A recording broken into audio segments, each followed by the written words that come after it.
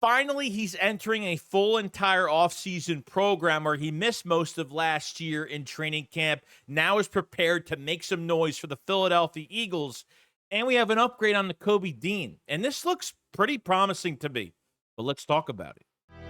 What's the boogeyman? As a matter of fact, it was.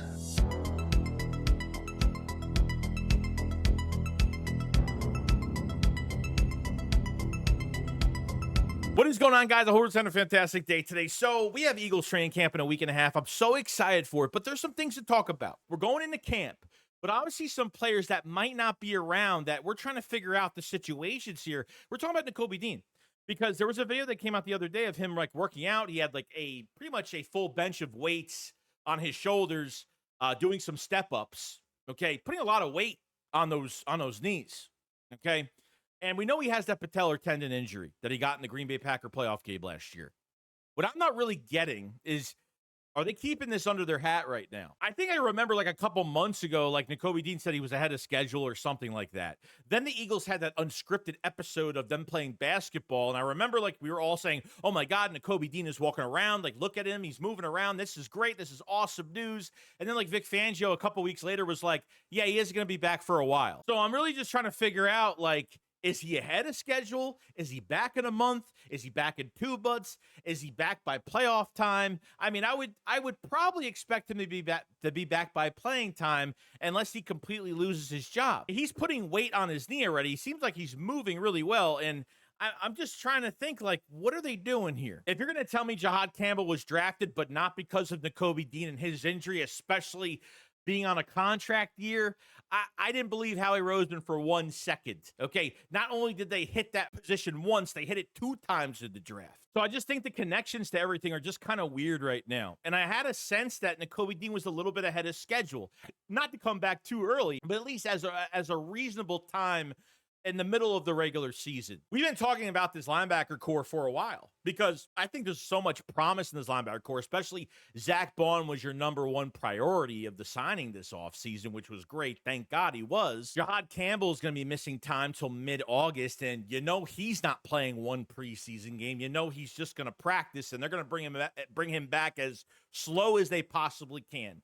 But the positive to Nico Dean being out, and Jahad Campbell missing a little bit of time and then coming back and kind of working himself back into the mix of things is that Vic Fangio will have a wider lens now on what he has behind this group. I think Fangio likes Trotter a lot, and Trotter has made some plays. He's got some wrapping around tackling issues here and there, but nothing he can't fix. I mean, as a rookie last year, did whatever he possibly could. Ryland Jr. was pretty much an injury away from starting in the playoffs, but Oren Burks was already playing well.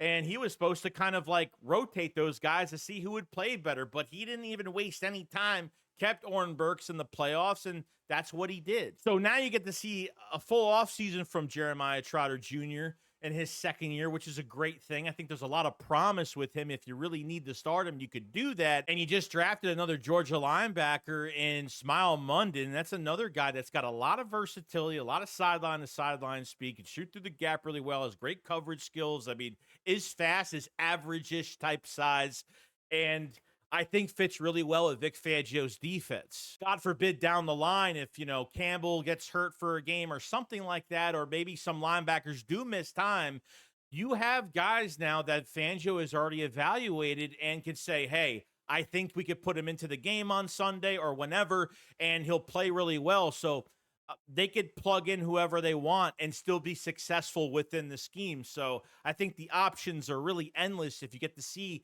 the depth that you have behind your starters. As we get closer to camp, or when we pretty much get into camp, we'll probably find out more news. And by the end of preseason, when they finally put that final 53 together, we're going to find out if the Eagles actually put Nico Dean on the IR. And if they put him on the IR, then he's going to miss, 8 weeks of the season. This way, they don't have to waste a roster spot for a guy that's going to be sitting on the bench pretty much most of the year, or at least half of the year, or a little bit more than half of the year. Big questions are going to be asked by middle to end of the season if Nico Dean comes back, if he does play, and his contract situation might be favorable to us, because if he comes back off that patellar tendon injury really well, then, you know, you could sign him for a lot cheaper. He'll be a cheap linebacker to sign. I guess we'll just have to wait on a timetable and just see what happens with this. But some of these workouts that he's doing, he's putting all this pressure on his knees and everything like that.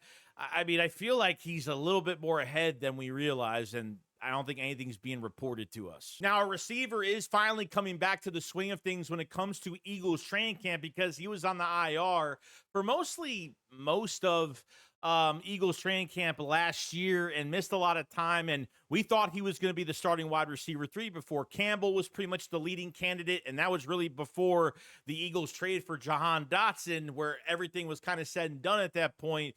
Eagles 5th round pick, Anniiah Smith, is really trying to make a comeback. Now, we had some things to say about the situation. Now, finally going to an offseason where he is healthy and he's ready for what is going to come. Now, he says since last year, I really didn't have the full offseason, but now I feel real good this year. I'm excited. Also says I'm explosive. I'm lighter than I was last year, so I'm excited for sure. I lost a few pounds for sure. It would be really nice to see one of these receivers in the back end really show up, because realistically, Anniiah Smith had the injury. He came back. He was on some punt returns. His vision looked horrible. He just didn't look good at all. Like, there's not really much to say. It's hard to even find a picture of him online because he barely even plays. I think the game that he started was, I think, the Giants game last year, where they sat all the starters before the playoffs. And that was the most playing time he really had last year. Even if he wasn't going to be a depth receiver in this offense and wasn't going to get no playing time, he can't even do special teams. If you're a depth receiver that can't even really do much in special teams either, the Eagles are going to show that they really don't have any value in you whatsoever. I think this is Anniiah Smith's last year to really shine and show something, whether it's special teams or being a depth receiver. At this point, I don't even know if the Eagles have like the number 3 receiver of the future. You know, I mean, for the next few years, at least, since Jahan Dotson, this is the last year of his contract, and he's going to be sorely missed. We all know that. I want to see Anniiah Smith ball out. I want to see Johnny Wilson do really well. I want to see Giles Jackson, the tryout, coming to Eagles training camp. I want him to, if he's not going to be a receiver or maybe a third down receiver, to maybe do something on special teams. I want to see these guys thrive. But when you're like a first year or a second year player trying to make a roster, trying to like get some attention, and you get hurt in the offseason program, you have to climb back up. Like, your value is completely diminished, especially getting hurt as a rookie in camp last year like he did. It hurt his chances tremendously. So if he's lost some weight, he's faster, his endurance is better, and he just seems to be just a different player at this point, then great. You know, I can't wait to see. I can't wait to watch. And this is why you have joint practices. This is why you have the preseason games, and getting those game time minutes are really going to help. Making noise to the coaching staff during Eagles training camp, not for them to be starters this year, because they're not going to be that. But at least it gives the Eagles more of an idea going into the 26 offseason. Like, this kid, we might not have to spend any money on a wide receiver 3 or trade for one. We could probably go start one right now that we have on our roster right now for a cheaper price. You know, iron sharpens iron. These receivers are going to be going against some of the best corners and some of the best. You know, I want to see Anniiah Smith go against Cooper DeJean. I want to see Anniiah Smith go against Quinyon Mitchell. I want to see him go against the best of the best. It can't get any better for them for the competition. But other than that, guys, that's pretty much it. Let me know what you guys think about Nico Dean. Like, do you think they're hiding something under their hat right now that maybe he is ahead of schedule? Does it look like it? You guys let me know.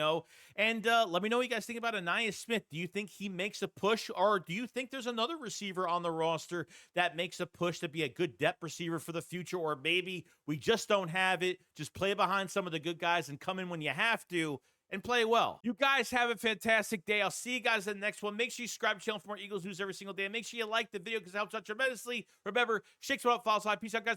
Peace.